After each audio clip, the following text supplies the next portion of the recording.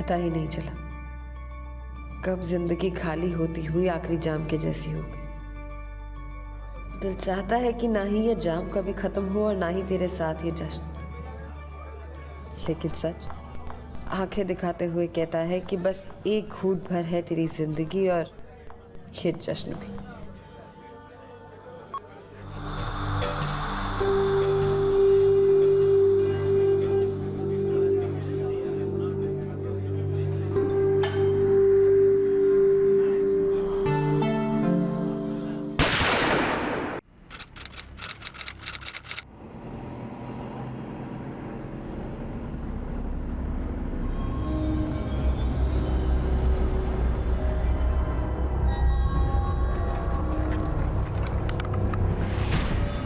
सिंह, सबको आप पीछे रखो। यादव, वहां जाके कुछ एविडेंस मिलता है क्या? चलो पीछे। सर, इसके पास तो कोई आईडी, मोबाइल या पर्स कुछ भी नहीं मिला सर। ठीक है, आसपास देखो।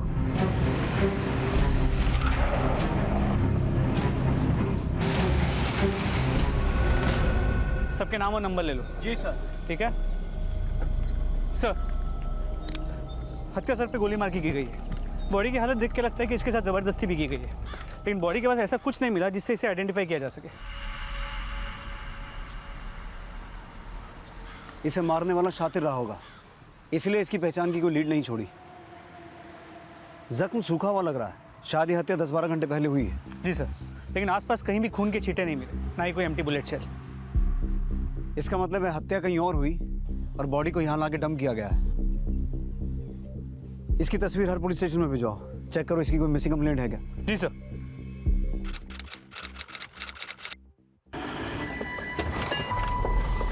ये फाइल लेकर आज शाम ही वहाँ जाना, उन्हें कहना मुझे अपडेट करें, फ़ोन करते रहें। सर, जिस लड़की की लाश हमें मिली थी उसके फोटो को आगरा के सभी पुलिस थानों में सर्कुलेट कर दिया है, लेकिन अभी तक उसकी कहीं भी कोई मिसिंग कंप्लेंट नहीं है। त्रिपाठी, हो सकता है वो लड़की आगरा की हुई ना। स्टेट के सभी पुलिस थानों में उसकी फ़ोटो भिजवाओ और उसकी डेड बॉडी की फ़ोटो अखबारों में भी छपवाओ, हो सकता है कोई पहचान ले। सर,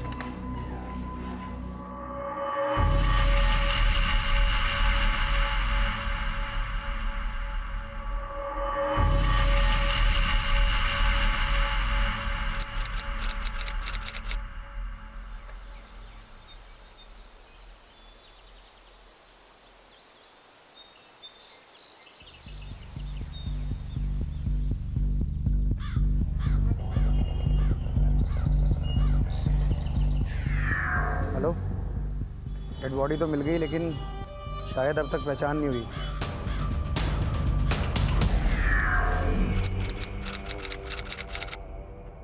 मर्डर से पहले लड़की के साथ गैंगरेप किया गया। पोस्टमार्टम रिपोर्ट के मुताबिक लड़की की मौत 22 जून की रात 12 और 1 के बीच हुई। इसे एक .315 बोर के कंट्रीमेंट पिस्टल से पॉइंट ब्लैंक रेंज से शूट किया गया और फिर बुलेट उनको चाकू से गोदा गया है। तो शायद रेप बंदूक की नोक पे किया गया और बुलेट वुंड में चाकू गोद कर बुलेट निकालने की कोशिश की गई ताकि मर्डर वेपन से भी मर्डर की कोई पहचान ना हो। लेकिन सर, इसके खून में काफ़ी ज़्यादा मात्रा में अल्कोहल मिला है। रेप तो बंदूक की नोक पे हो सकता है, मगर इतना ज़्यादा अल्कोहल ज़बरदस्ती तो नहीं पिलाया गया। इसके अलावा इसके पेट में खाने के ट्रेसेस भी मिले, मतलब हो ना हो मरने से पहले जिसके साथ भी थे उसकी जान पहचान वाले ही थे। तो तुम कहना चाहते हो कि इसने अपने कातिलों के साथ बैठ के शराब पी, लेकिन इसकी संगत में कौन कौन था वो तो इसकी पहचान होने के बाद ही पता चल पाएगा। पर लगता है कि अपनों के लिए भी गैर थी। इसे मरे 1 हफ्ता हो गया और अब तक किसी ने कोई मिसिंग कंप्लेंट भी नहीं लिखवाई, और वहाँ शवगृह वाले इसकी क्रिमेशन की परमिशन मांग रहे हैं। डीएनए सैंपल प्रिजर्व करवा के उसकी बॉडी को क्रीमेट करवा दो और हाईवे के आसपास जितने भी ढाबे और ठेके हैं वहां से पता करो। हो सकता है हत्या वाली रात ये वहां किसी के साथ देखी गई हो और इसकी पिक्चर्स को सोशल मीडिया पे भी डालो। हो सकता है इसकी पहचान के बारे में कुछ पता चले। कोई मुझसे पूछे मेरी पहचान क्या है तो मैं हंस के कह दूंगी, सिसकियों से भरा ये सफ़र ही मेरी पहचान है। इस सफ़र की मंजिल उसका डर है और उसके डर पर रोज़ पहुंच जाना और रोज़ ना उम्मीद होकर वापस लौट आना मेरी आदत। लेकिन डर तो इस बात का है कि कहीं इस सफ़र में ही ये ज़िंदगी फना ना हो जाए और मेरी पहचान धुआं ना हो जाए।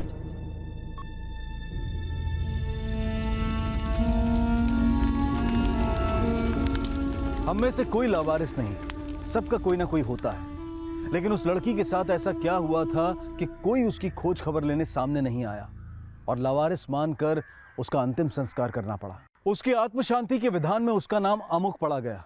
तो क्या उसका नामकरण करने वाले अब नहीं थे?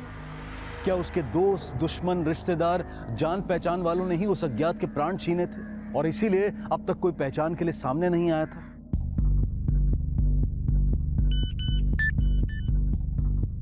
पुलिस उसकी पहचान पता करने की हर संभव कोशिश कर रही थी, लेकिन कोई लीड नहीं मिली थी। सुनो, पुलिस बहुत ज़्यादा एक्टिव हो गई है। तुम लोग यहाँ से तुरंत अंडरग्राउंड हो जाओ, समझे?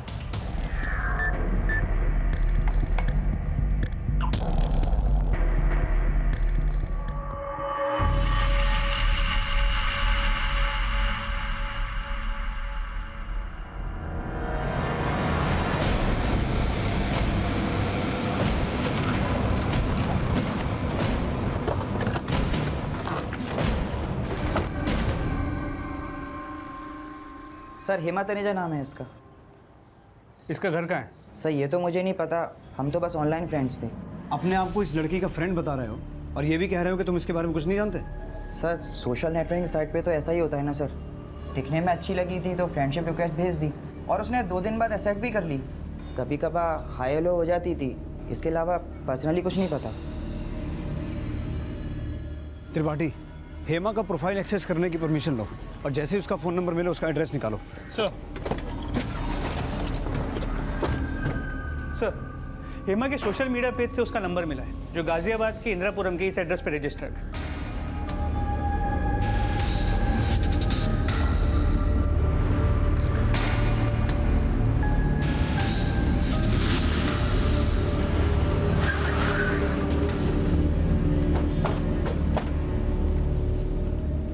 हेमा तनेजा यही रहती है? हेमा तनेजा तो यहीं हमारे घर में ऊपर किराए पे रहती थी, लेकिन 3-4 महीने हो गए हैं वो शिफ्ट कर गई है।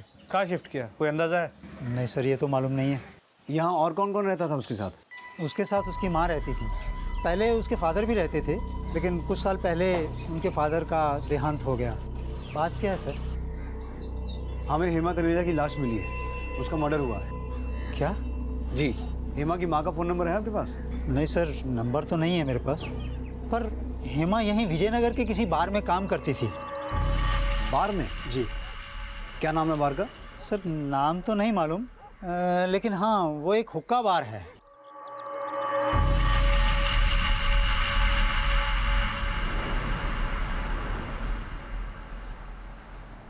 सर, हेमा ने अपने सोशल मीडिया अकाउंट में जो फोटोज़ पोस्ट किए हैं उससे लगता है कि जिस हुक्का बार में वो काम करती थी उसका नाम हाई एंड एंड है, पर उसने अपने वॉल पे ये ढेर सारी रोमांटिक शायरियाँ पोस्ट कर रखी हैं।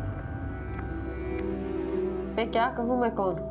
मैं तो कुछ भी नहीं, कोई भी नहीं। सब तो तू ही, सब तो तुझसे ही है। तुझसे ही तो मैं हूँ, तुझ में ही तो मैं हूँ, तेरे होने से ही तो मैं हूँ। इसकी पोस्ट देखकर ऐसा लगता है किसी से बेइंतहा प्यार करती थी, लेकिन किससे प्यार करती थी ये कुछ साफ नहीं है। तो सोचने वाली बात यह है कि ये अगर किसी से इतना प्यार करती थी और इसके परिवार में इसकी माँ भी है, फिर भी इसके गायब होने के बाद किसी ने भी इसकी मिसिंग कंप्लेंट क्यों नहीं लिखवाई?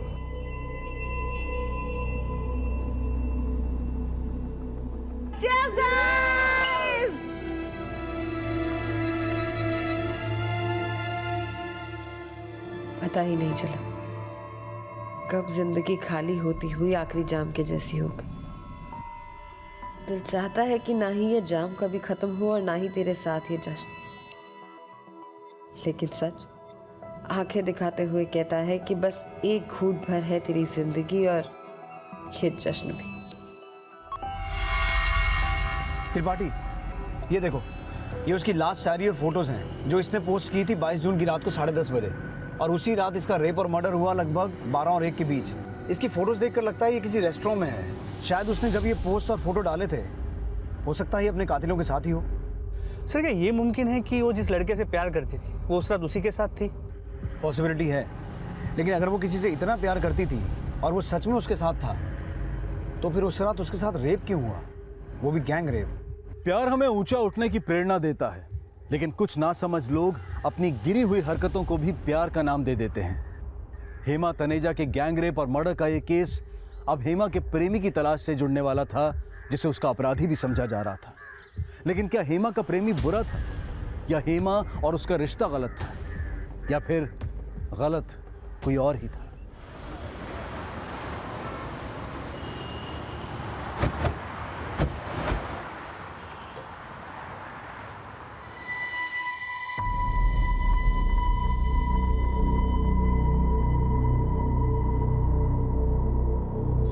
क्या हेमा तनेजा यही काम करती है? जी सर। क्या बात है सर? आप लोग यहाँ?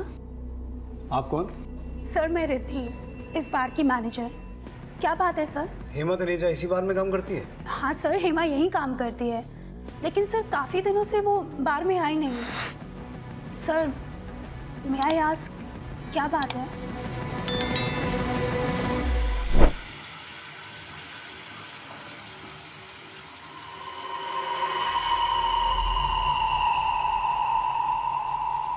सर मुझे तो यकीन ही नहीं हो रहा है कि हेमा मैडम के साथ इतना बुरा हुआ।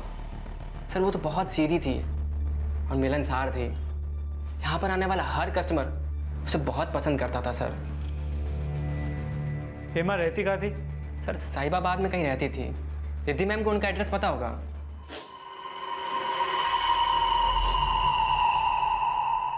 Are you alright? जी सर। क्या लगता है आपको हेमा के साथ ये सब कौन कर सकता है? हेमा तो बहुत ही हंसमुख लड़की थी, फिर ना जाने कौन उसका दुश्मन बन गया। हेमा का दोस्त कौन था? I mean, उसका अफेयर किससे था?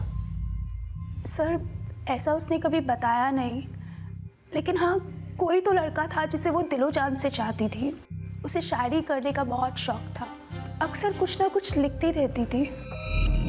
तेरे इश्क में बदनाम हो गए, पर कोई गिला नहीं, क्योंकि अब तो इस बदनामी से भी इश्क हो गया है हमें। तेरे नाम के साथ बार बार हमारा नाम तो जुड़ता है। ओ हेलो, खाली दिमाग शायरी का घर। ये बिल बुक है, तुम्हारा कोई प्रोफाइल पेज नहीं। चलो get back to work. Sir Hema लड़की तो बहुत अच्छी थी, लेकिन शराब पीने की बहुत गंदी आदत थी उसे। सर वो शराब के लिए कभी भी किसी के साथ भी चली जाती थी। Bye bye. अच्छा सुनो, कल टाइम पर आ जाना। ऑलराइट? हाँ पक्का। Okay bye.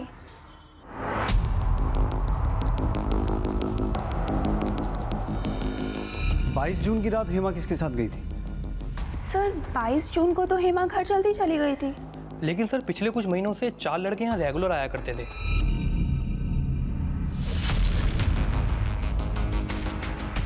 सर वो चारों सिर्फ हेमा मैम के कारण ही यहाँ आते थे। सर खूब पैसा खर्च किया करते थे।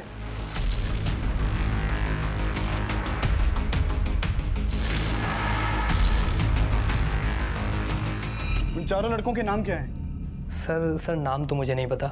नाम नहीं पता तो एक काम करो, यहाँ हॉल में जितने भी सीसीटीवी कैमराज हैं उनमें उन लड़कों का फुटेज भी कैप्चर हुआ होगा। मुझे वो फुटेज दिखाओ। सर यही 4 लड़के थे सर। ये लोग बिल कार्ड से करते थे, कैश पेमेंट करते थे? सर ये कभी कभी कैश दिया करते थे और कभी कभी कार्ड से जमा करते थे। मुझे इनके bill, debit card, credit card, इनके स्लिप्स की कॉपी निकाल के दो। Okay sir.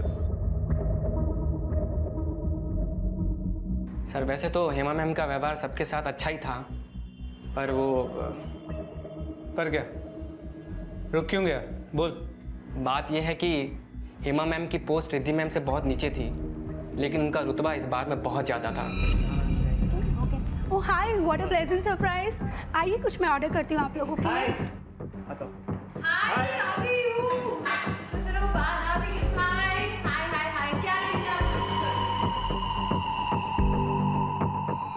सर मुझे लगता है कि पोस्ट में नीचे होने के बावजूद भी हेमा मैम का रुतबा रिद्धि मैम से ज़्यादा होना ये रिद्धि मैम को खटकता है। खटकता है? क्यों? पूरी बात बता। सर मैं रिद्धि मैम पे शक नहीं कर रहा हूँ, पर जो बात मुझे पता थी वो बता रहा हूँ। सर आप प्लीज़ रिद्धि मैम को मत बताइएगा मेरी नौकरी। त्रिपाठी, यहाँ सभी लोगों का यही कहना है कि हेमा का नेचर काफ़ी आउटगोइंग था। मुझे लगता है उसका यही नेचर उसकी मौत की वजह बना। हेमा जिस लड़के से प्यार करती थी वो लड़का उसे अपने साथ लेके गया होगा। उस लड़के ने उसे शराब पिलाई और उसके साथ इंटीमेट होने की कोशिश की। हेमा ने अपोज किया तो उसने गुस्से में आकर अपने दोस्तों के साथ मिलकर उसका गैंग रेप किया और फिर उसका मर्डर किया। और यहाँ ये कोई नहीं जानते कि हेमा प्यार किससे करती थी। सर एक वेटर से पता चला रोहित, शमीम, करण और आशीष, इन चारों का हेमा से काफ़ी मिलना जुलना था और ये यहाँ पे ड्रिंक करने के लिए आते थे। सर मैंने यहाँ के सीसीटीवी फुटेजेस भी चेक किए, उसमें ये चारों हेमा के साथ कई बार दिखाई दिए गए। लेकिन सर जब से हेमा का मर्डर हुआ उसके बाद वो 1 या 2 बार यहाँ आए हैं। तो हो सकता है उन चारों का हेमा के रेप और मर्डर से कोई कनेक्शन हो। उनकी डिटेल्स निकालो। त्रिपाठी, तब तक हेमा की माँ से मिलते हैं। हो सकता है हेमा की माँ से हमें हेमा के लवर के बारे में पता चले।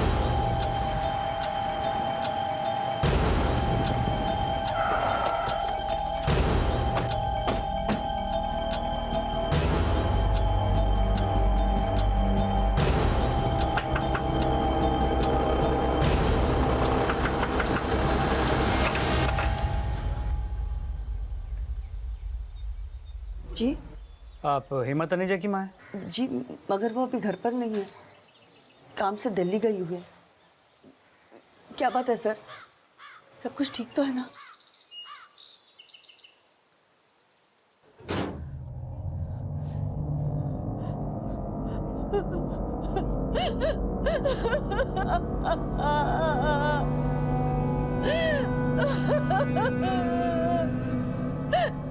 रेप करके फेंक देते उसे, बाहर क्यों डाला उसे?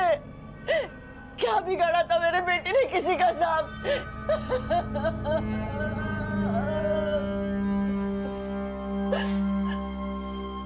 उस दिन किसके साथ गई थी वो? नहीं मालूम साहब।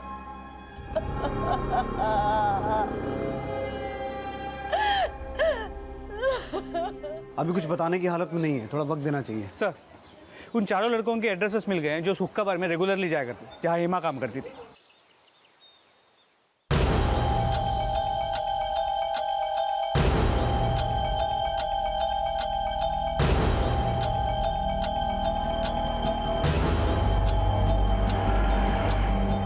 ठीक है यादव सर, उन चारों लड़कों में से रोहित और आशीष फरार हैं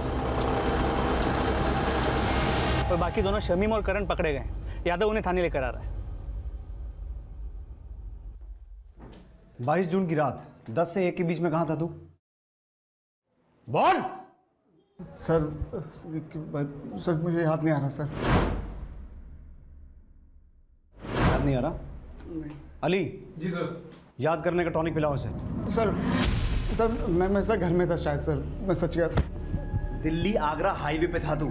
हेमा तनेजा का मर्डर और रेप तूने किया ना? सर नहीं सर, आप क्या बोल रहे हो सर? मैंने कुछ नहीं किया सर। झूठ मत बोल। सर मैं सच कह। और तू अकेला नहीं था, तेरे दोस्त भी थे।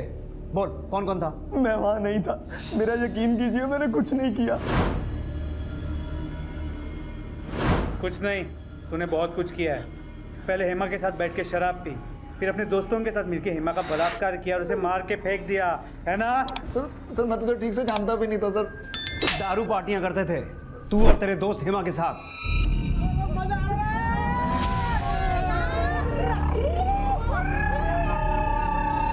सर पार्टीज करते थे, लेकिन सर कभी कभी करते थे सर। सीधा सीधा बोल, हेमा से प्यार करता था तू, लेकिन तेरे दोस्त भी गंदे थे और तेरी दोस्ती भी। नहीं सर ऐसा कुछ नहीं था सर, तो वो मेरी कैजुअल फ्रेंड थी सर।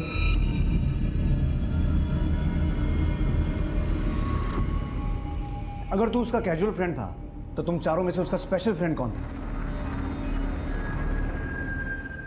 मुझे नहीं मालूम वो कौन है, लेकिन मैं वो नहीं हूँ सर। मैं तो उसको अपनी बहन मानता था सर, मैं सच कह रहा हूँ सर।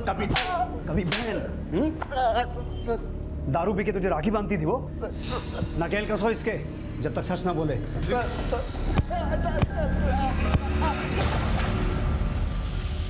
बहुत मुश्किल है तेरे इश्क में खुद को इस दुनिया का समझना। दुनियावी बंधन जब मुझे बांध नहीं पाते तो कह देते हैं कि मैं बुरी लड़की। कैसे समझाऊं इन नासमझों को कि मैं तो अब रही ही नहीं इस दुनिया की। सर करण और शमीम तो मुंह नहीं खोल रहे, और वो बाकी दोनों आशीष और रोहित, उन दोनों का लुकआउट नोटिस सभी थानों में भेज दिया है। सर कहीं हेमा जिस लड़के से प्यार करती थी वो आशीष या रोहित में से तो नहीं? हेमा के सोशल नेटवर्किंग अकाउंट में उसके काफ़ी लड़के दोस्त हैं, लेकिन जब मैंने उसकी चैट हिस्ट्री चेक की तो लड़कों से ज़्यादा बात नहीं करती थी। वो रहती एक साधारण से घर में थी, लेकिन उसका लाइफस्टाइल कुछ अलग था।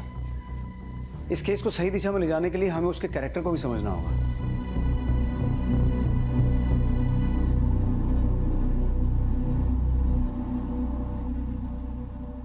अनचाही रिश्तों में भी तो चाहत होती है, चाहो तो रिश्तों को ना चाहने की।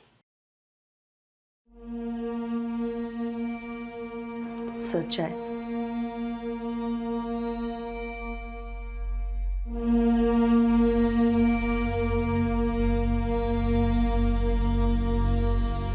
नहीं सर, इनमें से मैं किसी को भी नहीं जानती। नीता जी, हमें ऐसा लगता है कि हेमा जिस लड़के से प्यार करती थी उसका लेना देना है उसकी मौत से। कुछ आइडिया है आपको किससे प्यार करती थी वो? नहीं सर, मैं नहीं जानती वो किसी से प्यार भी करती थी। हेमा ने आपको कभी कुछ नहीं बताया? नहीं सर। हेमा सोशल मीडिया में इतने सारी रोमांटिक शायरियाँ पोस्ट करती थी, उसके कमरे में ये पोस्टर्स, ये कार्ड्स। आपको कभी भी ऐसे नहीं लगा कि वो किसी के प्यार में है? हेमा इतने दिनों से गायब थी, उसका फोन भी ऑफ था, तो आपको अपनी बेटी की इतनी भी चिंता नहीं हुई कि आप उसकी मिसिंग कंप्लेंट दर्ज करवा दें? सर वो अक्सर कई कई दिनों तक घर के बाहर रहती थी, और वो जब घर में भी होती थी तब भी हमारी ज्यादा बातचीत नहीं होती थी।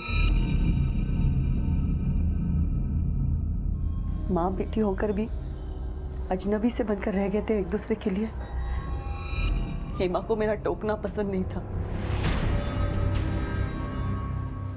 इसलिए मैंने उसके नादानियों को अनदेखा करना शुरू कर दिया।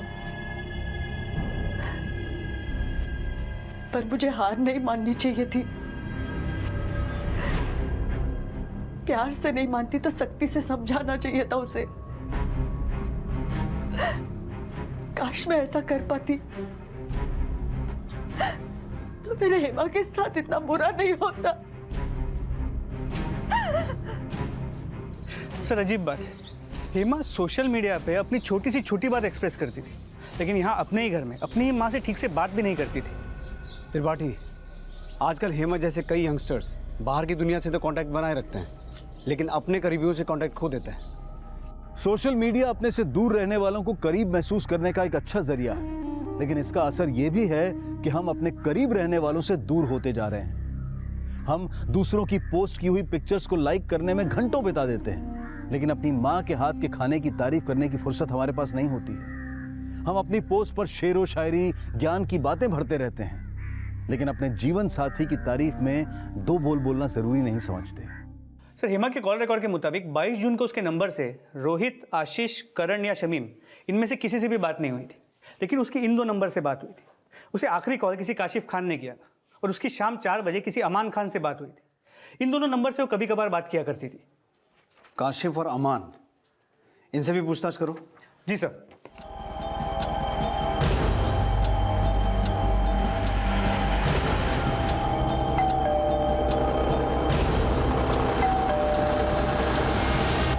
जी अमान खान? जी हाँ, मैं ही अमान खान हूँ। कहिए। आप हेमा तनेजा को जानते हैं? जी हाँ, जानता हूँ। अभी कुछ दिन पहले ही पढ़ा था उसके बारे में अखबार में। 22 जून को आपके फ़ोन से हेमा के फ़ोन पे कॉल किया गया था। जी वो मैंने फ़ोन किया था इनके नंबर से उसे। क्यों? जी वो हुक्का बार में रिजर्वेशन करवाना था, लेकिन उसने कहा कि वो कहीं बाहर जा रही है, तो हमने हमारा प्रोग्राम कैंसिल कर दिया। आप दोस्त हैं उनकी? नहीं, ऐसी कोई खास दोस्ती तो नहीं है, लेकिन कभी कभार हुक्का बार में मुलाकात हो जाती थी।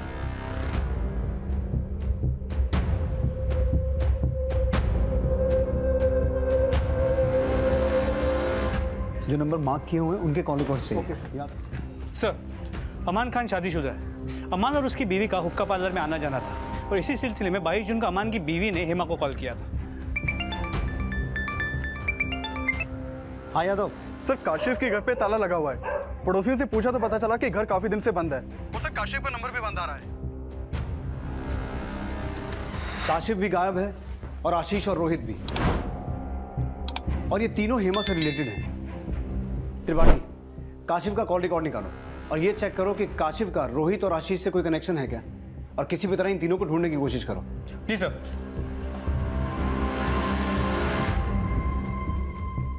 रोहित और आशीष के बाद अब काशिफ भी प्राइम सस्पेक्ट बनकर सामने आया। पुलिस को उन तीनों की तलाश थी और जल्द ही पुलिस को रोहित और आशीष की एक लीड मिली और उन्हें पुलिस ने अरेस्ट कर लिया। सर 22 जून को सर मैं गाजियाबाद में ही था, ना मैं उस रात आगरा गया सर, ना ही हेमा से मिला। तेरा लैपटॉप है हमारे पास, अब सच सच बता, प्यार करती थी ना हेमा तुझसे? नहीं सर, मैं प्यार के चक्कर में नहीं पड़ता सर, इन चक्करों से बहुत दूर रहता हूँ सर मैं। तुझसे नहीं तो क्या, तेरे फ्रेंड रोहित से प्यार करती थी? नहीं सर, हम लोग सिर्फ अच्छे दोस्त थे। उसकी दोस्ती तो कई लोगों के साथ थी। जानता हूँ, उनमें एक नाम काशिफ खान का भी है। कहाँ छुप के बैठा है वो? कौन काशिफ सर? वही काशिफ जिसके साथ मिलकर पहले हेमा का गैंग रेप किया और फिर मर्डर। सर मैं काशिफ को नहीं जानता हूँ सर, मैंने कुछ भी नहीं किया सर। अगर कुछ किया नहीं था तो फिर तू भागा क्यों था? सर भागा नहीं था मैं, वो ना मैं मौसी के घर चला गया था। तेरा फोन चेक किया हमने, उसमें से सारा डेटा डिलीटेड है। ऐसा क्या था फोन में? सर कुछ गलत नहीं था फोन में। वो फोन में थोड़ा वायरस चला गया था तो इसीलिए सब कुछ डिलीट करना पड़ा। पहले हेमा को मार के मौसी के घर भाग गया, फिर तेरे फोन में वायरस आ गया। तेरी तकलीफ थोड़ी कम करता हूँ, वायरस निकालो इसका। करण और शमीम की तरह आशीष भी मुंह नहीं खोल रहा, और ये रोहित भी कुछ नहीं बोल रहा। पर मुझे लगता है रोहित ही वो लड़का है जिससे हेमा प्यार करती थी, लेकिन रोहित का ध्यान सिर्फ मौज मस्ती में था।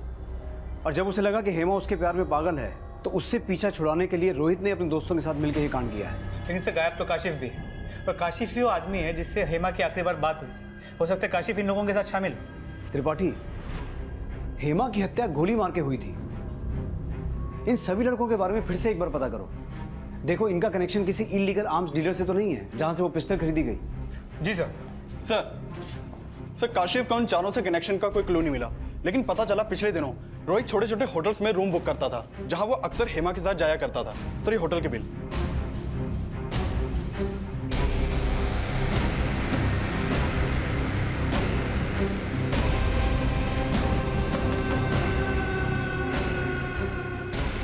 बड़े पक्के दोस्त ना तुम सब, लेकिन रोहित ने तो उगल दिया कि उसने तुम तीनों के साथ मिलके हेमा का रेप किया और उसके बाद मर्डर। हमने कुछ नहीं किया सर, वो हमें फंसा रहा है। हाँ सर, हेमा का सबसे ज़्यादा क्लोज तो खुद रोहित ही था सर। वो इन दोनों में रिलेशनशिप भी था सर। और काशिफ? सर हम किसी काशिफ को नहीं जानते सर। रूबेट lodge, temptation, blue moon lodge, Ekant Niwas, ऐसी बहुत सी जगहें हैं जहां तूने हेमा के साथ अच्छा खासा वक्त गुजारा था। देख रोहित, अब चुप रहने का कोई फायदा नहीं है। तेरे दोस्तों ने तेरा भांडा फोड़ दिया है, उन्होंने बता दिया हमें कि तेरा हेमा के साथ क्या रिलेशन था। सर मैं मानता हूँ कि हम लोग रिलेशनशिप में थे, लेकिन सर मैंने उसके साथ कुछ गलत नहीं किया है। फिर झूठ? सर मैं झूठ नहीं बोल रहा हूँ सर वो मैं उस टाइम डर गया था तो इसीलिए आपने झूठ बोला। हेमा प्यार करती थी तुझसे, उसी को मार दिया तूने? सर मैंने हेमा को नहीं मारा है सर हम लोग रिलेशनशिप में थे जरूर, पर लेकिन सिर्फ फिजिकली कनेक्टेड थे। इमोशनली नोट पर तो सर कभी हम लोग एक दूसरे के करीब आए नहीं। अच्छा? सर हेमा मुझे आज तक समझ में नहीं आई, और जब भी कभी सर हम दोनों एक दूसरे के साथ होते थे तो ऐसा लगता था कि वो जैसे किसी और के लिए जी रही है।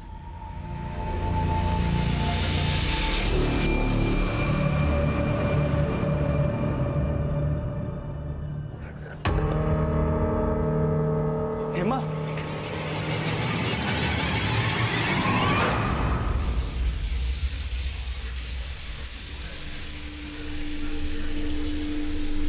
सर हेमा अंदर से काफी डिप्रेस थी, और मैंने कई बार उससे उसकी प्रॉब्लम पूछी तो उसने जवाब सिर्फ शेरो शायरियों में दिया। और सर शाम ढलने के बाद तो वो शराब, शेरो शायरियाँ और पार्टी सिर्फ इसलिए करती थी कि ताकि वो अपने डिप्रेशन को भगा सके। रिद्धि ने मुझे बताया था सर। रिद्धि? उसके बार की मैनेजर? हाँ सर रिद्धि ने मुझे हेमा से मिलवाया था, और उससे मुझे कई बार बताया भी कि हेमा मुझे अपनी तरह बर्बाद कर देगी। और देखिए ना सर, आज मैं उसकी संगत में आके आपकी मार खा रहा हूँ। मतलब तो अभी भी वहीं का वहीं है? नहीं सर आप चाहे मुझे जितना मारना है मार लो सर, लेकिन कसम से सर जो सच था मैंने सब आपके सामने उगल दिया सर। वो शायद किसी और की नफरत का शिकार हुई होगी सर, लेकिन मैंने कुछ नहीं किया सर। सर मैं मानती हूँ कि रोहित मेरा अच्छा दोस्त था, लेकिन सर हेमा का रोहित के अलावा बहुत लड़कों के साथ उठना बैठना था। अब मुझे क्या पता कि वो किस किस के साथ क्या क्या। इसीलिए आप रोहित को वार्न कर रही थी कि वो हेमा से दूर रहे।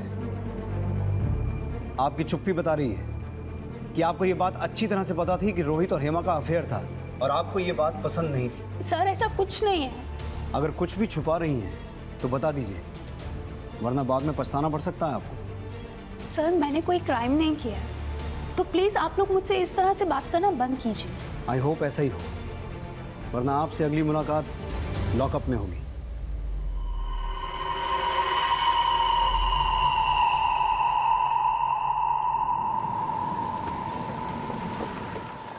जैसे ही रिद्धि के कॉल रिकॉर्ड आए मुझे अपडेट करो, और हेमा के मर्डर वाली रात उसकी एक्टिविटीज चेक करो।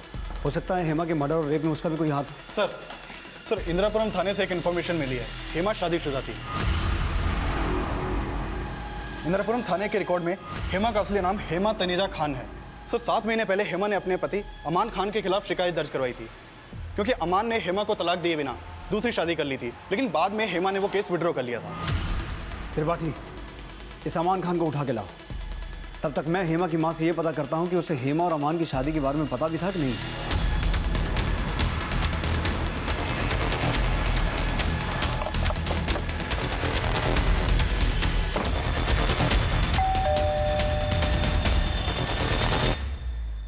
अमन को बुलाइए।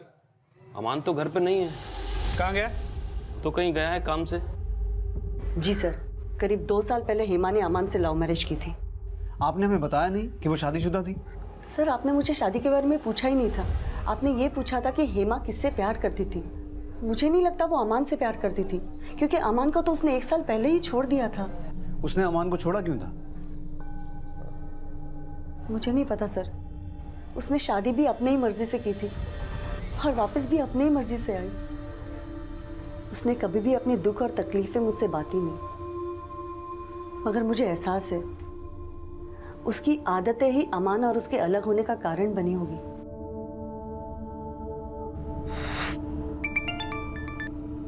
आदिल पाठी। सर अमान तो घर पे नहीं मिला। किसी भी तरह अमान को उठा के लेके आओ। जी सर। सर एक सेकंड। सिंह, इनको कैबिन में बिठा। सर अमान तो खुद थाने आ गया। अमान। जी सर। तुमने हमें पहले बताया क्यों नहीं कि तुम्हारी हेमा से शादी हुई थी? सर एक्चुअली वो सर, ये उस दिन आप लोगों को सब सच बताने वाले थे, लेकिन हेमा की लाश की फ़ोटो अखबार में देख के मैं डर गई थी, इसलिए शादी की बात छुपाई और वो फ़ोन की बात भी झूठ थी। तो मतलब हेमा के मर्डर वाले दिन हेमा को फ़ोन तुमने नहीं अमान ने किया था? जी हाँ सर। सर दरअसल बात यह है कि मुझसे अलग होने के बाद हेमा के काफ़ी सारे सर्टिफिकेट्स मेरे घर पे ही पड़े थे।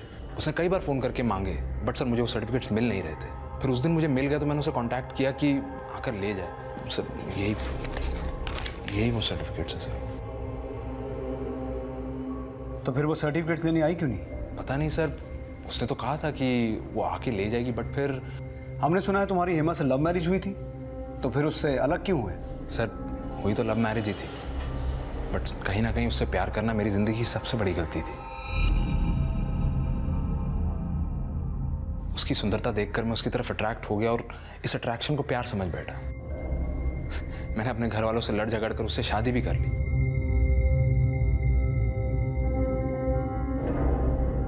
शादी करने के कुछ ही दिनों में मुझे रियलाइज हुआ कि ये शराब पीना, पार्टियां करना, ये सब उसका कोई शौक नहीं है, बल्कि उसे तो लत लगी हुई है शराब पीने की। मैं तो चाहता था कि वो शराब छोड़ दे, उसने मुझे ही छोड़ दिया। लेकिन हेमा ने तो 7 महीने पहले तुम्हारे खिलाफ चीटिंग का केस दर्ज करवाया था कि तुमने उसे बिना डिवोर्स दिए दूसरी शादी कर ली। सर दरअसल बात यह है कि मुझे अपना कोई फ्यूचर नज़र नहीं आ रहा था हेमा के साथ। तो सर मैंने उससे अलग होने के बाद अपने पेरेंट्स की मर्ज़ी के मुताबिक शाहिदा से शादी करने का डिसीजन ले लिया, बट उसे ये बात ठीक नहीं लगी। उसने मुझ पर केस भी डाल दिया सर, बट फिर मैंने और मेरे पेरेंट्स ने उसे जाके समझाया, फिर वो समझ गई और उसने ये केस वापस ले लिया। काशिफ खान को जानते हो? जी सर, वो तो मेरा फुफेरा भाई है, पर उसे क्या हुआ? जब से हेमा का मर्डर हुआ है काशिफ खान का फोन बंद है। कहाँ गायब है? सर मुझे आइडिया नहीं सर, मेरी वैसे ही उससे ज़्यादा बातचीत नहीं होती थी। लेकिन हेमा की तो काशिफ से बातचीत होती थी, तो तुमसे अलग होने के बाद तुम्हारे फुफेरे भाई से टच में क्यों थी वो? होगा कोई चक्कर सर, इसीलिए तो मैं उससे कम बातचीत रखता था। तो तुम ये कहना चाहते हो कि हेमा और काशिफ का अफेयर था? हाँ सर होगा सर, वैसे भी वो उसी के साथ बैठ के तो शराब पीती थी। और सर वो काशिफ भी कोई ठीक ठाक लड़का नहीं है, 1 नंबर का याश लड़का है। मुझे तो लगता है कि उसके चक्कर में ही इसने मुझे छोड़ा था। कुछ बता सकते हो काशिफ कहाँ मिलेगा? सर इसका तो मुझे कोई आइडिया नहीं है। हाँ बट ये काफ़ी अफसोस है कि जिन आदतों को हेमा बदल नहीं सकी, उनकी वजह से उसका इतना बुरा अंजाम।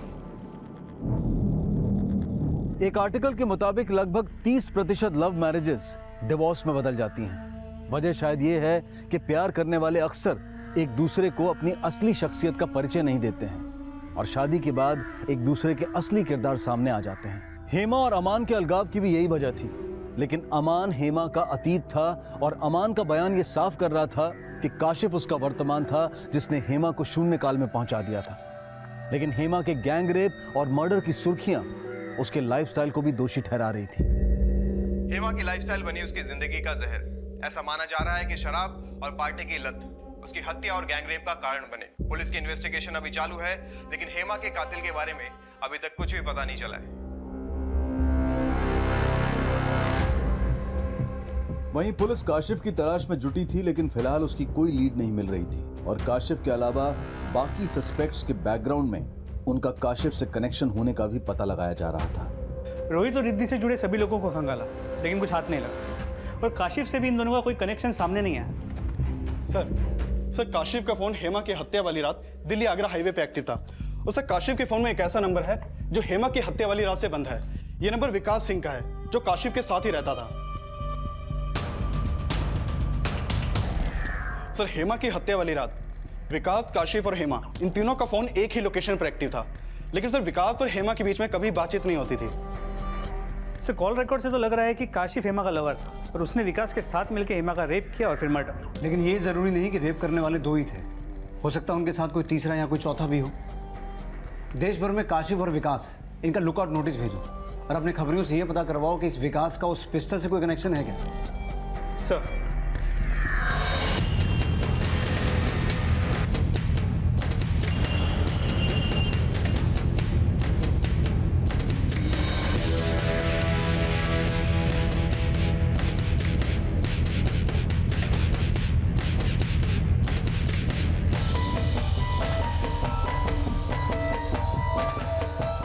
ठीक है सर, काशिफ और विकास को मुंबई में लेके जाने की इन्फॉर्मेशन मिली। इन्फॉर्मेशन मुंबई पुलिस से शेयर करो और मुंबई जाने की तैयारी करो। सर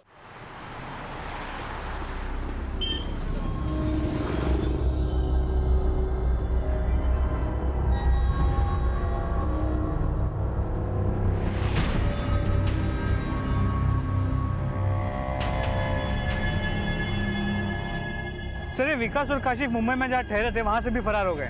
हो सकता है वो मुंबई में कहीं और छुपे हों। किसी भी तरह कोशिश करके उन्हें ढूंढो। जी सर। सर मैंने विकास के कॉल रिकॉर्ड चेक किए तो पता चला कि हेमा का पति अमान खान भी विकास को कॉल किया करता था।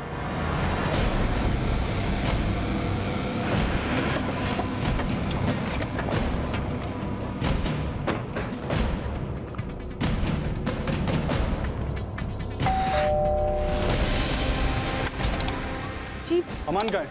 अब वो तो घर पे नहीं है, काम से बाहर गए हुए हैं। घर का कोने कोने चेक करो। तुम ऊपर जाओ, अंदर चेक करो। जी अंदर कहाँ जा रहे हैं? हमने कहा ना घर पे कोई नहीं है। फिर कहाँ गया है? कानपुर गए। आप जिस नंबर को डायल कर रहे हैं वो इस समय स्विच्ड ऑफ है। कि उसका नंबर क्यों बंद आ रहा है?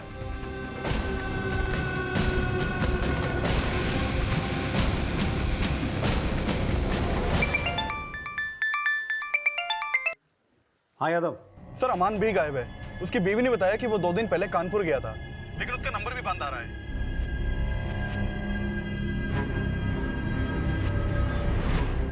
सर हेमा की हत्या से 3 दिन पहले अमान ने बिल्ला नाम के आदमी को फोन किया था। खबरियों से पता चला कि बिल्ला मेरठ का रहने वाला है और इलीगल आर्म्स डीलिंग में इन्वॉल्व है।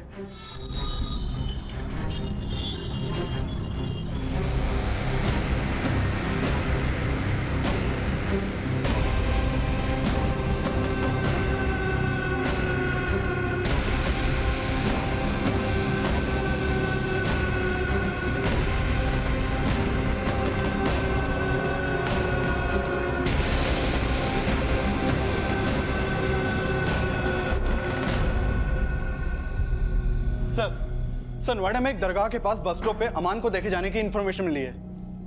नोएडा पुलिस से संपर्क करो और जहां वो देखा गया वहां रेड करो। Okay sir.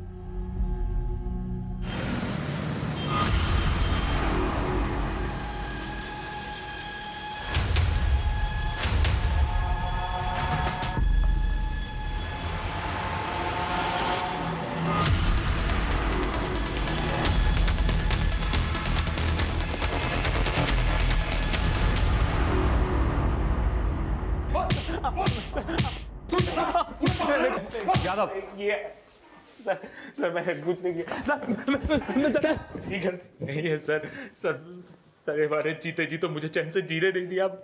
मरने के बाद भी नहीं मेरा पीछा छोड़ी सर, प्लीज समझिए। मैं भागना नहीं चाहता था सर, मैं डर गया था कि कहीं आप विकास और काशिफ के साथ मुझे भी जेल में ना डाल दे सर। बस अब तू यहाँ से बाहर तो जाएगा नहीं, इसलिए सच सच बता दे काशिफ और विकास कहाँ हैं। मैं नहीं जानता सर वो लोग कहाँ पर है, मैं सच बोल रहा हूँ। मैं उनके टच में जरूर था सर, पर हेमा के मर्डर से मेरा कोई लेना देना नहीं है सर। मैं सच बिल्ला से पिस्टल तूने खरीदा, काशिफ और विकास सिर्फ तेरे मोहरे थे।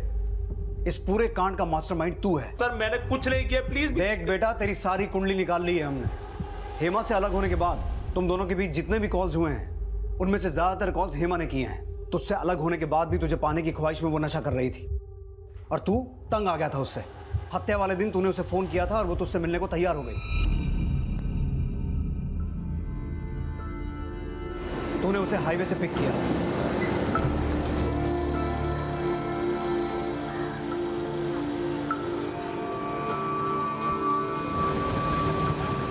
काशिफ और विकास का फोन पलवल की तरफ ट्रैवल हुआ, इसलिए प्लान के मुताबिक तूने काशिफ और विकास को पलवल से पिक किया।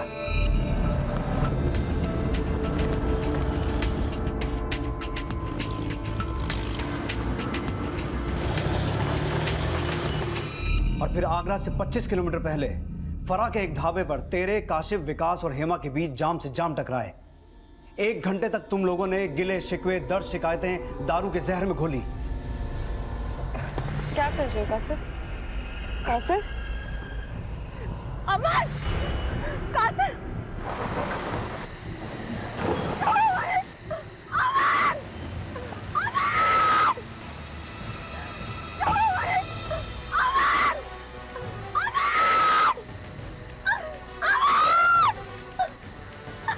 और फिर तेरी मौजूदगी में तेरे दोस्तों ने हेमा के साथ अपनी दरिंदगी की सभी हदें पार की और तूने कुछ नहीं किया अपने प्लान के मुताबिक।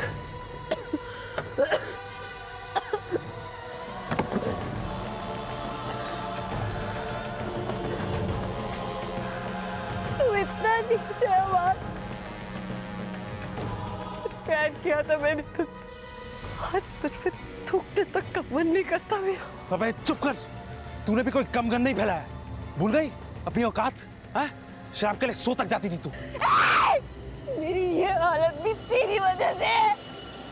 तू जिम्मेदार है इसका, जिससे मैं अपनी जिंदगी को मरहम समझ रही हूँ, वो मेरी जिंदगी का सबसे बड़ा नासूर है। अरे चल, तुझसे तो मुक्ति चाहता हूँ मैं। फिर अपने दोस्तों के साथ मिलकर तुमने हेमा की लाश को अपनी गाड़ी में डाला और पुलिस को कंफ्यूज करने के लिए क्राइम सीन से कुछ किलोमीटर दूर जाकर उसकी लाश को ठिकाने लगा दिया। यही सब हुआ था ना उस रात?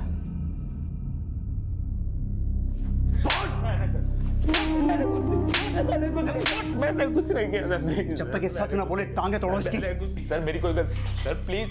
पुलिस ने हेमा तनेजा के गैंगरेप और मर्डर की जो थ्योरी बनाई उसे अमान ने अभी तक कन्फेस नहीं किया है। हालांकि सर्कमस्टेंशियल एविडेंस अमान के खिलाफ है, लेकिन इस केस को अंजाम तक पहुंचाने के लिए पुलिस अब भी काशिफ और विकास की तलाश कर रही है। लेकिन यह साफ था कि हेमा एक ऐसी हताश तलाश में थी जिसमें वो अमान के साथ गुजारे उस वक्त में गिरफ्त होकर रह गई थी जब उनमें प्यार था। लेकिन अमान से धोखा खाने के बाद भी वो उसे अपनी जिंदगी समझने की गलती क्यों कर रही थी? शायद ये सवाल उसकी जिंदगी का वो जहर था जिसका जवाब तलाशते तलाशते उसने अपनी जिंदगी जहर से भी ज्यादा विषैली बना दी थी। सच को एक पॉजिटिव अप्रोच के साथ स्वीकार कर लेना ही जीवन का सबसे बड़ा इम्तिहान है। जो लोग सच को स्वीकार नहीं कर पाते हैं वो जिंदगी भर अपनी मृत तृष्णा के गड्ढे ही खोदते रह जाते हैं। अब मैं अनूप सोनी आपसे विदा लेता हूं।